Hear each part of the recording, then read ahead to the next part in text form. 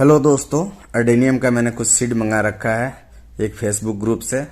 हमने उसमें सिर्फ कुरियर चार्ज दिया और वहाँ से मुझे सीड मिल चुके हैं। और इसे हम दो तरीके से उगाएंगे, दोनों मेथड मैं आपको बताऊंगा। ये मिट्टी देखिए कितना भुरभुरा है और ये मिट्टी मैंने इस डब्बे में भर रखा है। बात हम करेंगे आज अर्डेनियम के जो सीड होते हैं उसको जर्मिनेट करने का जो तरीका है उसके बारे में। तो मिट्टी को मैंने आधा भर लिया है। अब हम इसमें डालेंगे रेत। रेत को डालेंगे पहले इसलिए कि मिट्टी में थोड़ा फंगस लगने का चांस ज़्यादा होता है। मिट्टी में हो सकता है कोई फंगस वाले लक्षण हो, तो इसके लिए हम पहले इस पे रेत डालेंगे। 1 इंच मोटी एक इस पे रेत की परत बनाएंगे। 1 इंच आधा इंच आप अपने हिसाब से लगा लीजिए। और ये देखिए इससे छान के डालेंगे तो इसमें जो रेत के जो बड़े कंकड़ हैं वो अंदर नहीं आएगा। और सीड जर्मिनेशन में अपने को पता है कि बड़े बड़े पत्थरों को अलग हटाते हैं। बारीक रेत होए तो बहुत बढ़िया है, उसमें जर्मिनेशन रेट सक्सेस का जो है ज़्यादा आता है। और देखिए मैंने ये एक रेत का परत बना लिया है। इसमें ये होगा कि जर्मिनेशन के लिए रेत सबसे बढ़िया चीज़ होता है। जर्मिनेट हो जाएगा और जर्मिनेट होने के 5-10 दिन बाद जैसे इसके रूट मिट्टी तक पहुंचेंगे तो इसको जो है खाद पानी भी मिलना चालू हो जाएगा, इसका न्यूट्रिशन चालू हो जाएगा। तो इसमें करना ये है कि पानी में फंगीसाइड को घोल लेंगे। 1 लीटर पानी में 2 ग्राम लगभग डालेंगे फंगीसाइड और इसे घोल लेंगे। और यही पानी सीड जर्मिनेशन के लिए जो हम यूज़ करेंगे पानी यही यूज़ करना है। इससे फंगस वाला जो मतलब अपने को शंका है वो भी दूर हो जाएगा। मैं ये घोल बना लेता हूँ। घोल बनाने के बाद देखिए पानी का फुहार ऐसा रखना है कि इससे आपका रेत हटे नहीं, एकदम बारीक ऐसा लगे जैसे फुहार आ रहा हो। आपने देखा होगा बहुत सारे वीडियो में कि पानी डालने का जो तरीका है उसका हम प्रेशर इतना स्लो कर देंगे कि एकदम हवा के तरह सिर्फ इस रेत पे लगे। तो इसके नोज़ल को पहले हम क्लीन कर लेते हैं। और देखिए ये जैसे ही क्लीन हो जाता है फिर उसके बाद ऐसे तो फर्स्ट टाइम जो अभी हम दे रहे हैं बगैर सीड लगाए रेत को बैठाने के लिए जो हम पानी दे रहे हैं उसमें तो आप कैसे भी यूज़ कर सकते हैं, लेकिन अगर तेज़ धार से पानी देंगे तो वो आपकी रेत को एक साइड कहीं जमा कर देगा। मिट्टी हो सकता है बाहर दिखने लग जाए तो फिर रेत का ये जो परत बना है उसका कोई मतलब नहीं निकलता है। हम इसमें वाटरिंग करेंगे। देखिए कितना बारीक फुहार आ रहा है, वैसे ही आपको भी ट्राई करना है। ये सीड के 2 पैकेट है मेरे पास। मैंने एक फेसबुक ग्रुप से फ्री में ये सीड मंगाया था और आप भी उनसे आप कुरियर चार्ज देकर और ये सीड मंगा सकते हैं।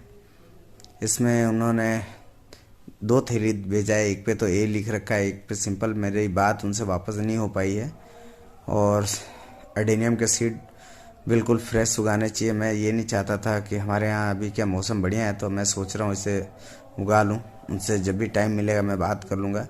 तो एक थैली पे तो उन्होंने ए लिख के शायद अरेबिकम भेजा है और एक ये नॉर्मल जो आता है ओबेसम वो वाला है। तो ये देखिए रेत पे सीड को जमा लेंगे। अपने को अगर पता नहीं है कि सीड किस साइड से निकलेगा तो आप उसे सिर्फ सुला दीजिए रेत पे और व्यवस्थित करीब 2-2 इंच की दूरी पे 2 इंच की दूरी पे आप जितने भी 5-10 सीड लगाना चाहते हैं लगा लीजिए। देखिए मैंने 1-1 2-2 इंच की दूरी पे लगा रखा है। आप इसमें देख रहे होंगे कि मिट्टी बिल्कुल नहीं दिख रहा है, रेत ये आपके सामने है। रेत के ऊपर मैं सीड लगा रहा हूँ। सीड जैसे जर्मिनेट होगा फिर इसके रूट्स जो हैं वो मिट्टी में चले जाएंगे और जो इसका न्यूट्रिशन है वो मिलने लगेगा। पहले मैं डायरेक्ट मिट्टी पे नहीं लगा रहा हूँ कि इससे थोड़ा क्या है, मिट्टी में अगर फंगस होगा तो फंगस लगने का अगर चांस होगा तो थोड़ा इससे सेफ हो जाएगा ये। फिर इसके ऊपर जैसे ये बीज हमने जमा लिया है, मैं एक पैकेट में 11-11 सीड है तो 5 तो अरेबिकम, 5 ये सिंपल वाला जो बेसन में होता है उसका सीड डालूँगा। 10 सीड इसमें टोटल लगाऊंगा मैं। ये मेरा 10 इंच का गमला है, पॉट है जो, ये 10 इंच का है और मैंने आधा भर रखा है। आधा भरने का कारण भी मैं आपको बताऊंगा। तो ये देखिए सीड डालने के बाद फिर वही बारीक रेत, और इस छन्नी से डालने का मतलब ये है कि जो रेत है ना वो बारीक जाएगा और चारों तरफ फैल के जाएगा, इकट्ठा कहीं नहीं गिरेगा। अपने को रेत इतना ही डालना है कि सिर्फ इसका ये जो मतलब सीड है अपने वो ढक जाए। सीड के ऊपर ज़्यादा से ज़्यादा 1 सेंटीमीटर रेत होनी चाहिए, ज़्यादा ना हो कि बाई चांस थोड़ा सा अगर सूख भी जाता है तो अपना सीड नहीं सूखना चाहिए। इसमें नमी बरकरार रहनी चाहिए, और नमी बरकरार रखने के लिए हम इसे, जैसे ये हमारा पॉट है, पॉट के साइज़ का कोई एक ढक्कन सा बनाएंगे, ढक्कन लेंगे, या फिर वो इसे थैली से भी आप कवर कर सकते हैं, वाइट थैली हो तो उससे भी कवर कर सकते हैं। और फिर इस पर ये वाटरिंग करेंगे। पानी वही फंगिसाइड वाला ही रहेगा अपना, और बिल्कुल फुहार जैसा करना है। देखिए ये मैं पानी दे रहा हूँ और अपना रेत बिल्कुल जगह नहीं छोड़ रहा है, तो आप इससे अंदाज़ा लगा सकते हैं कि कितनी बारीक फुहार हुआ है। ये बढ़िया से वाटरिंग करने के बाद इसे हम ढक के और ऐसे जगह रख देंगे जहाँ छन के धूप आती हो, डायरेक्ट सनलाइट नहीं हो। कोई पेड़ पौधा हो उसके नीचे रख दीजिए, या फिर आपके घने पेड़ पौधे हो तो वहाँ रख दीजिए। ये ढकने के बाद उठा के, और मेरा इधर ये कोना है, इसमें 2-3 प्लांटों के बीच में, तो वहाँ पे डाल दिया हूँ। अब देखिए ये तो एक तरीका हो गया। दूसरा तरीका जो है मैं आपको एक और बता दूं। दूसरा तरीका है बिल्कुल सैंड में, उसमें रेत बिल्कुल नहीं मिलाएंगे हम, उसमें बिल्कुल सैंड में लगाएंगे। और सैंड में आप थोड़ा सा वर्मी कंपोस्ट मिला सकते हैं, लेकिन मैं बिल्कुल रिस्क नहीं लेना चाहता हूँ। मैं बिल्कुल प्योर रेत में उगाऊंगा, कोई कंपोस्ट कुछ नहीं यूज़ करूँगा। जैसे ये थोड़ा सा सीडलिंग बड़ा होगा, महीने भर का सीडलिंग हो जाएगा, उसके बाद मैं इसमें लिक्विड फर्टिलाइज़र होगा वही दूंगा। इसके अलावा इसमें और कुछ ऐड नहीं करूँगा। मेरे को बिल्कुल ये रिस्क नहीं लेना है इसमें, मेरे को ये सीड जर्मिनेट कराना ही है।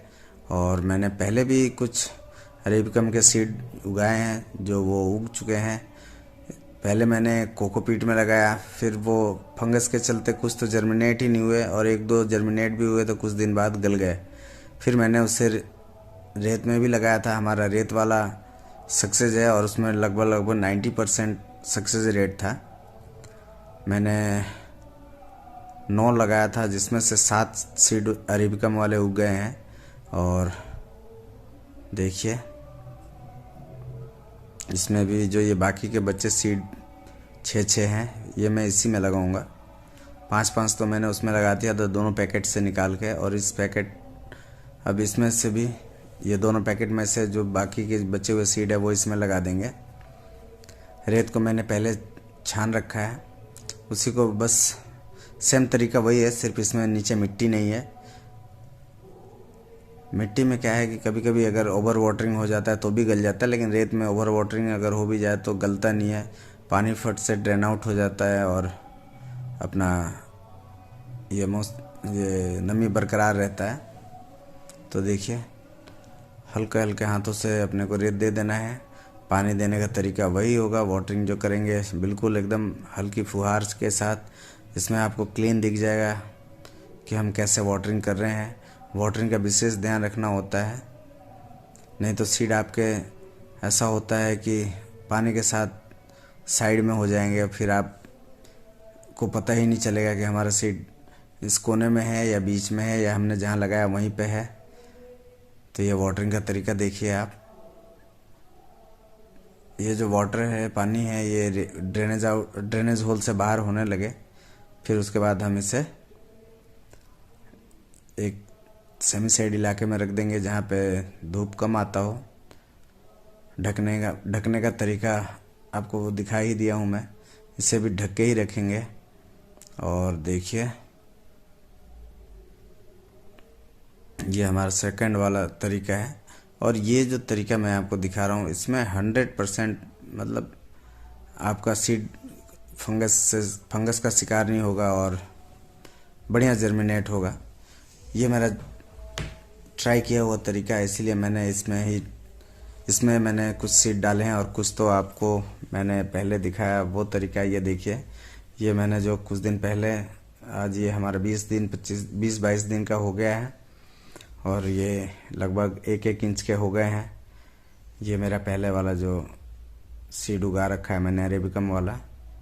तो इसमें देखिए टूलिप्स आ चुके हैं और अब ये आगे का प्रोसेस आपको दिखा